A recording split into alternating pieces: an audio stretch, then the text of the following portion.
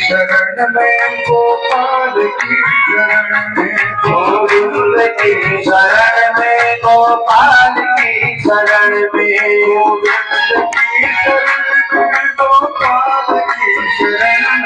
गोविंद की शरण में, गोपाल की शरण में, गोविंद की शरण में, गोविंद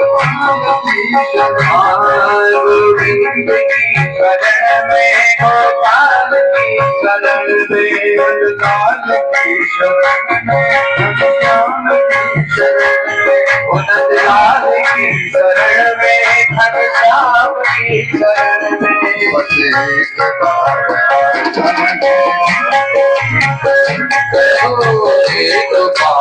आजा गिरिराज की शरण में,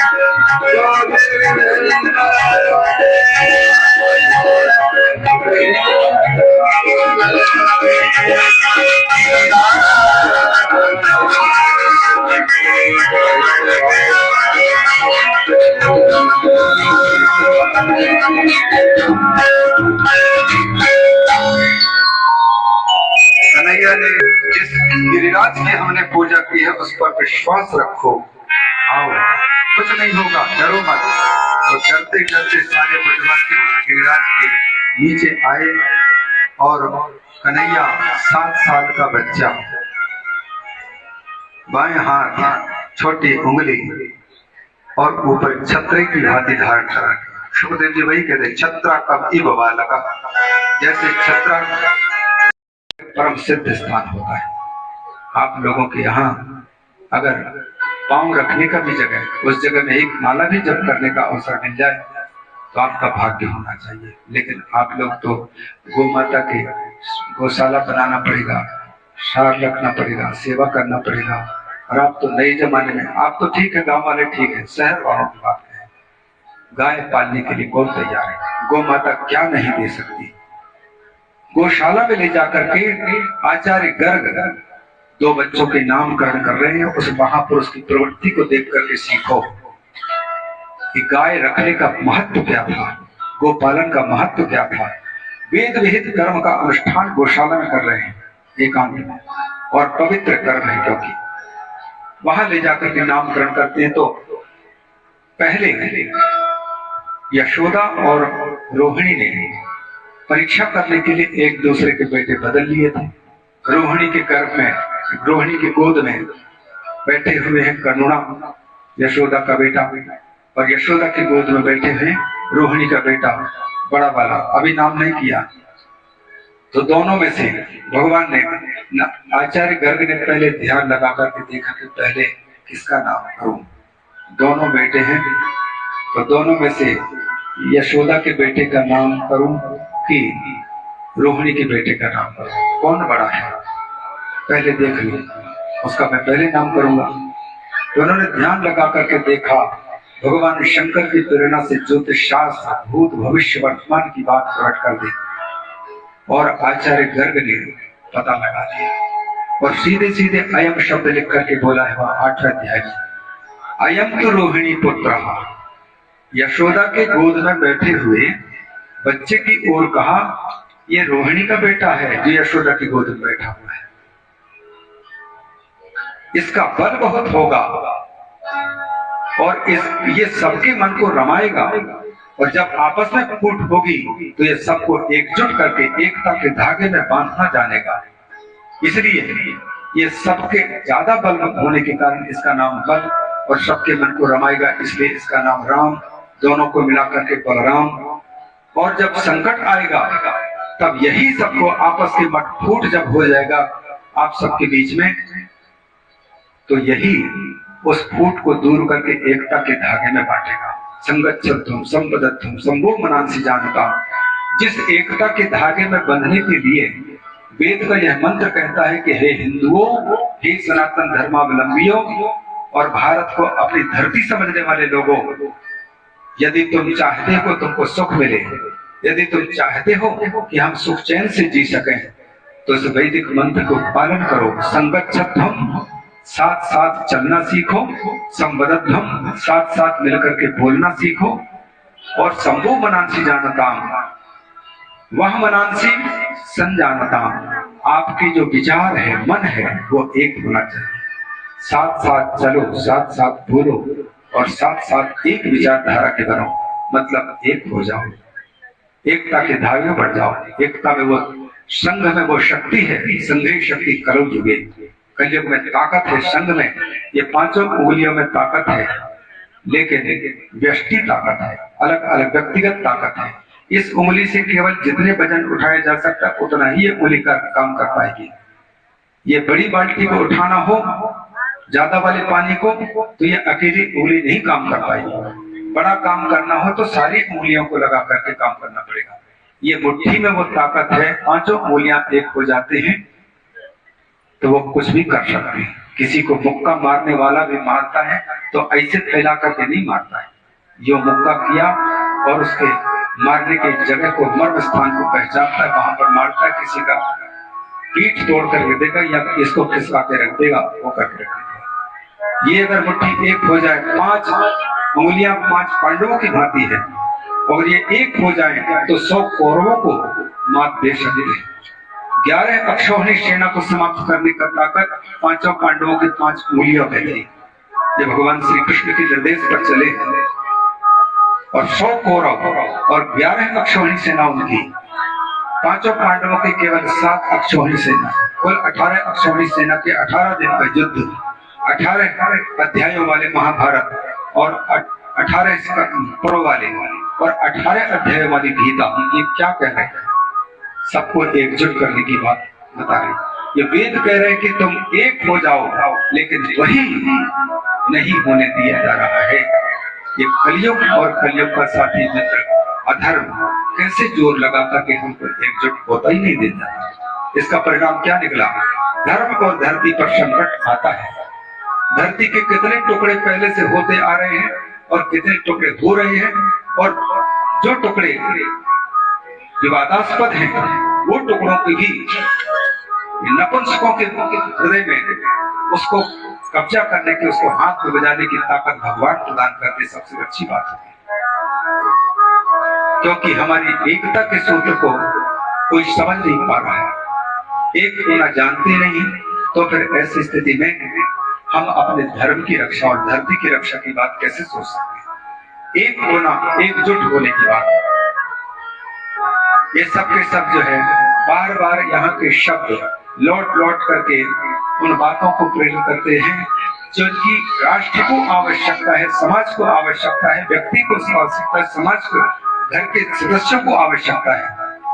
कथाओं को कहकर के, सुना करके हम कह तो देंगे, कथा सुन भी लेंगे और सुन भी रहे, आगे भी सुनेंगे, लेकिन संदेश क्या देना चाहता है पुराण, शास्त्र और वेद व्यास जी हमको कहाँ ले जाना चाहता है, इन चीजों को आप कैसे निकाल पाएंगे?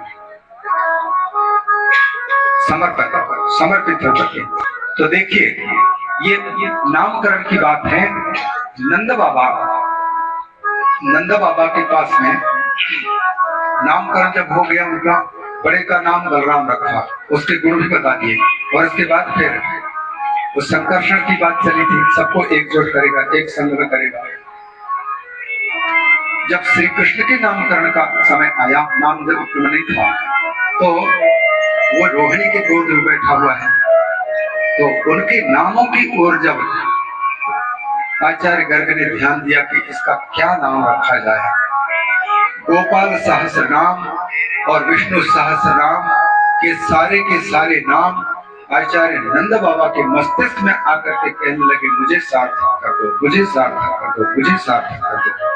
गोपाल सहस्र नाम में कृष्ण एक नाम, उसके अतिरिक्त 999 या 900 ये 1000 होने में, जितना सहस्र होने में, एक छोड़ करके जितने भी वो सबके सब एक साथ कहते हमको रखो, हमको अपना दो, हमको सार्थक कर दो इनके नाम के लिए।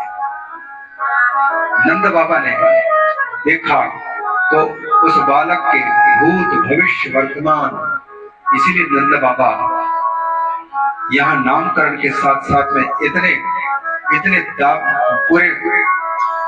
पूरे विश्वास कॉन्फिडेंस के साथ कहते हैं, जिन भगवान के नाम काम धाम को पूरा कोई जगत में से कोई जानता नहीं, उनके बारे में आचार्य गर्ग कहते मैं जानता हूँ, इनका नाम जानता हूँ, इनका काम जानता हूँ, इनका धाम जानता हूँ, कोई नहीं जानते, इनके नामों को जानता हूँ और ये कौन है मैं जानता हूँ। तो उनको कृष्ण नाम, क्योंकि इस कृष्ण नाम में सच्चिदानंद अर्थ निकलता है, सचिद आनंद अर्थ, कृष्ण बहुवाच्य का शब्द, नष्ट निर्वृतिवाच्य का तयोरैक्य परम धाम, कृष्णेत्य विधीयते। इन शब्दों के अक्षरों की व्याख्या में फिर भटक जाऊंगा, नहीं जाऊंगा, नहीं तो एक एक अक्षर के का के मतलब क्या है, क्री में री है उसका मतलब क्या है, और शा आधा शकार मूर्धन्य तीसरा वर्ण उसका। श्रीमद् भागवत कथा कल्याणी साधना सदन परिसर, कल्याणी आश्रम, डांडो, प्रयागराज, उत्तर प्रदेश में ये बहुत ही मनोहारी कथा चल रही है, जिसमें तमाम भक्तगण एकजुट हुए हैं। बड़े समुदाय में लोग इकट्ठा आ रहे हैं और एक संत हैं। इस पूरी कथा को संपन्न करने के मुखार बिंदु से अपने स्वामी श्री मुक्तेश्वरानंद जी महाराज जी अमरकंटक मध्य प्रदेश से पधारे हैं यहाँ प्रयागराज में, और ये कथा इस मंदिर प्रांगण में चल रही है और तमाम भक्तजन यहाँ एक साथ होकर के भक्ति रस में डूबे हैं। और ये कल्याणी आश्रम जो डांडो में है, उसके शिवालय परिसर में यह कथा श्रवण लोग कर रहे हैं। और यह मंदिर बहुत ही भव्य और सुंदर है, जो डांडो हाईवे रीवा रोड पर स्थित है, NH30 पर स्थित है, प्रयागराज में शिव मंदिर उपस्थित है। ये है जो बहुत ही दुर्लभ शिवलिंग यहाँ है, बड़ी संख्या में लोग दूर दूर से आते हैं और यहाँ एक कथा चल रही है। और कृष्ण वर्ण प्रयागराज में यह कथा और उनमें से पूरे नवरात्र भर चली और बहुत ही सुंदर वातावरण में प्रकृति की गोद में यह कथा चल रही है और बड़ी संख्या में लोग यहाँ इकट्ठा हुए हैं। भक्तजन आसपास के गांव के लोग भी हैं और बड़ी दूर दूर से भी लोग यहाँ आ रहे हैं। आज की कथा कृष्ण के नामकरण और उनकी लीलाओं को लेकर के है, जो इस वातावरण में सुंदर और तरीके से हो रही है।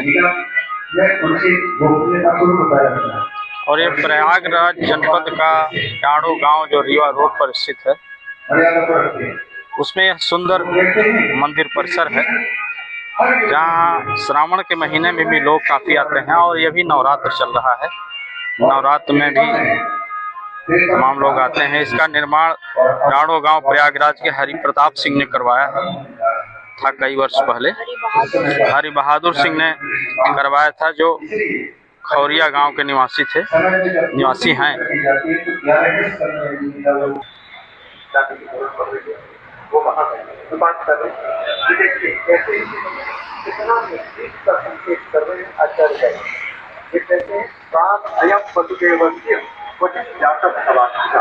तुम्हारा जो पुत्र है ना, श्रीमद् भागवत कथा ज्ञान यज्ञ कार्यक्रम 31 मार्च 2025 दिन सोमवार। कलश यात्रा देवी पूजन कथा प्रारंभ 2 बजे से शाम 6 बजे तक।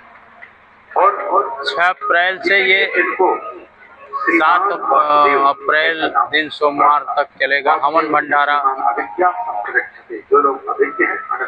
दोपहर 1 बजे से रात्रि 8 बजे तक होगा। इसलिए श्रीमद् भागवत में ये प्रथम मंत्र ये रीवा रोड नेशनल हाईवे का 40वां किलोमीटर है और इसी राष्ट्रीय राजमार्ग पर ये कल्याणिका साधना सदन आश्रम है जो डांडो प्रयागराज में है। और कल्याण सेवा आश्रम अमरकंटक के द्वारा ये जो है आयोजित है ये भागवत कथा पुराण। इसमें बड़ी संख्या में लोग आ रहे हैं, जा रहे हैं, कथा श्रवण का आनंद ले रहे हैं। वो बाबा के जिन श्री कृष्ण के चरित्र सुन रहे हैं उनको कोई एक अंश में एक कान की ही अगर बात सुन रहे हैं तो भी हमारा भागवत सुनाना सार्थक है। कोई एक नागरिकरण सुन रहे हैं कोई आगे नहीं। वो कहते हैं बहुनी शक्ति नामानी, इस बालक के बहुत से नाम हैं और रूपाणी बहुत से इनके रूप अवतार हैं और उन सबको मैं जानता हूँ। बताइए इतने डिंडम घोष के साथ में कोई आचार्य कह सकता है? कोई नहीं कह सकता है। या तो फिर वो निषाद कह सकता है जो गंगा जी के तट में बैठा है। भगवान की कृपा से मैं इन चरणों के महिमा में जानता हूँ, इसलिए पहले पांव धुला लो। वो बात अलग प्रसंग लंबा हो जाएगा। तो ये भगवान जिनको जनवाना चाहते सोई जाने देहु जनाई। आचार्य गर्ग क्योंकि भगवान शिव के परम भक्त हैं, अतः भगवान शिव उनको पूरा विष्णु के पूरे रहस्य जनवाते हैं और उनकी भक्ति प्रदान करते हैं।